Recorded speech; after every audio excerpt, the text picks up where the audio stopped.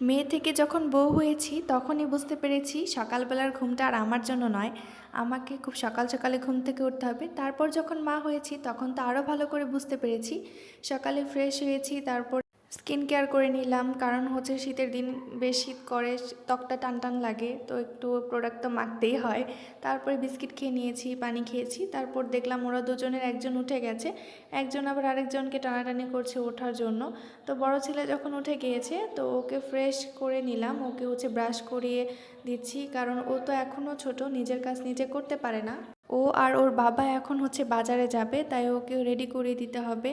সকাল থেকে সন্ধ্যা পর্যন্ত আজকে আমার যুদ্ধটা আপনাদের সাথে শেয়ার করব, কারণ সারাটা দিন আমার উপর দিয়ে কী পরিমাণ প্রেশার যায় তা দেখুন।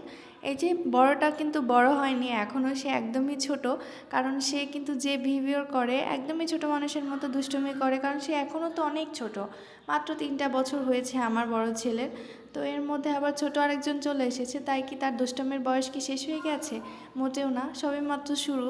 ওকে ক্রিম লাগিয়ে দিচ্ছি, তারপর চুল আঁচড়ে দিতে হবে, এটা করতে হবে, ওটা করতে হবে, দেখুন কী পরিমাণ দুষ্টুমি করছে। সব কিছু মিলিয়ে কিন্তু কাজ করতে হচ্ছে। আবার ওইদিকে ছোট ছেলে উঠে গেছে, ও একটু খেলাধুলা করছে, এই সুযোগে আমি কাজগুলো করে নিব। তো ওকে রেডি করিয়ে দিয়ে ওর বাবার সাথে পাঠিয়ে দিয়ে আমার তো অনেক কাজ আছে, সকালে নাস্তা বানাতে হবে।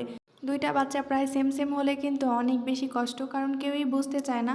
আর বড়টা তো এখনও কিছু বোঝে না, কিন্তু বোঝে যে ভালোবাসার মধ্যে ফাঁক বসে গেছে, এটুকু তো বোঝার ক্ষমতা তার হয়েছে। একটার পর একটা কাজ অনবরত করে যেতে হবে, কোনো সময় নেই, কোনো বিশ্রাম নেই। তারপর যখন একটু বিশ্রাম করতে যাব তখনও কিন্তু তাদেরকে ঘুম পাড়াতে হবে, তাদেরকে খাওয়াতে হবে। দুপুরের পরে যখন একটু সময় পাই তখন একটু ফোনটা নিয়ে ঘাটাঘাটি করি, আর তখনই হচ্ছে আমার ভিডিওগুলো এডিট করার একটু সময় পাই, তো সেগুলো নিয়েই আমি কাজ করি। এর মাঝখান দিয়ে কিন্তু ভিডিও করার চেষ্টা করি, কারণ আমি ছোটোবেলার যে বিষয়গুলো, সেই মেমোরিগুলো আমি সারা জীবন সংরক্ষণ করে রাখতে চাই, কারণ যখন আমার হাতে অফুরন্ত সময় থাকবে সেগুলো আমি বসে বসে দেখতে পারবো।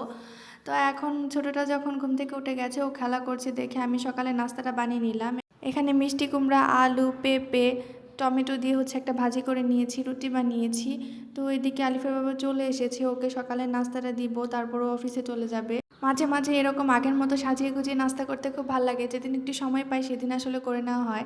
তো এদিকে চাও বসিয়ে দিয়েছি। আমরা গরমের দিন খুব একটা চা খাই না, কিন্তু শীতের দিন চা খেতে ভালোই লাগে। আজকে কাচকি মাছ নিয়ে এসেছে, আলিফের বাবা অনেক দিন ধরে বলছিল যে ছোট মাছ দিয়ে ও হচ্ছে সিম, আলু, টমেটো দিয়ে একটা চচ্চড়ি খাবে। তো ভাবলাম যে আজকে নিয়ে আসো, আজকে তেমন কোনো ঝামেলা নেই। তো তার মধ্যে হচ্ছে ও কাচকি মাছ নিয়ে এসেছে, মাছ কাটারও তো ঝামেলা নেই, এগুলো একটু বেছে নিলেই হয়ে যাবে। আর মলাটা ভালোই পরিষ্কার করা ছিল, মাছগুলো একদম ফ্রেশ ছিল এবং বরফ ছাড়া ছিল, এজন্য দেখতেও ভালো লাগছে। তো আলিফ কিন্তু এখানে এসে বসেছে, ও আসলে আমার আশেপাশে সবসময় ঘুরঘুর করে, এটা আমার কাছে একদম মনের একটা শান্তির মতো। তো এদিকে আমি সব কিছু কেটে ধুয়ে নিয়েছি, আর মশলাটা ভালো করে কষিয়ে তারপর হচ্ছে আমি এখানে সিম, আলু, টমেটো দিয়ে দিব। আর এটা অবশ্য হাতে মেখে রান্না করা যায়, কিন্তু আমার কাছে মনে হলো সিমের একটা গন্ধ আছে, এজন্য একটু কষিয়ে রান্না করলে খেতে ভালো লাগবে। তো আলহামদুলিল্লাহ খেতে ভালোই হয়েছিল মাছটা। তারপরে মাছগুলো ভালো করে ধুয়ে এনেছি, এগুলো কষিয়ে রান্না করে নেব। আর আজকে আলিফের জন্য সবজি খিচুড়ি রান্না করেছি, সাথে শাক দিয়েছি এবং গুঁড়া মাছও দিয়েছি, কারণ গুঁড়া মাছে অনেক পুষ্টিগুণ সম্পন্ন, এই জন্য গুঁড়া মাছটা আমি মাঝে মাঝে ওকে দিই। আর এখানে আলিফের বাবা অনেকগুলো কাপড় ধুয়ে দিয়েছিল, যে কাপড়গুলো জমা ছিল। আসলে ও বাসায় থাকলে আমাকে অনেকটা হেল্প করে, কাপড় চোপড়টা আসলে ওই ধোয়, আমার এত ধোয়া লাগে না। আসলে দুই বাচ্চা নিয়ে এত কাজ করা কিন্তু মোটেও সম্ভব না, কারো না কারো সাপোর্ট তো অবশ্যই লাগে। তো বাসায় থাকলে আম্মু যেমন সাপোর্ট করে, আমি যখন আমার সংসারে আসি তখন কিন্তু আলিফের বাবাও এতটা সাপোর্ট করে, তাই আসলে আমার কাজ করতে তেমন কোনো কষ্ট হয় না। অফিস শেষ করে বাসায় আসে তখন কিন্তু আমার অনেকগুলো কাজে হেল্প করে, এজন্য আসলে কাজের পরও দরকার হয় না। এদিকে আলিফ হচ্ছে দেখলো আমি ওর বাবার মোজাটা এখানে শুকাতে দিয়েছি, তাই ও করছে ওর মোজাগুলো এখানে শুকাতে দিয়েছে। আসলে মা যা করে সন্তান কিন্তু সেটাকেই ফলো করে। আজকে সন্ধ্যার নাস্তায় বানিয়েছিলাম রোল, আর রোলটা খেতে বেশ মজাই হয়েছিল। তারপর আলিফের বাবাকে বললাম, তুমি যেহেতু নতুন আলু এনেছো, তোমার হাতের আলুর দমটা বেশ মজার হয়, আর তাই তুমি নতুন আলু দিয়ে আলুর দম বানাও আর আমি পরোটা বানাই।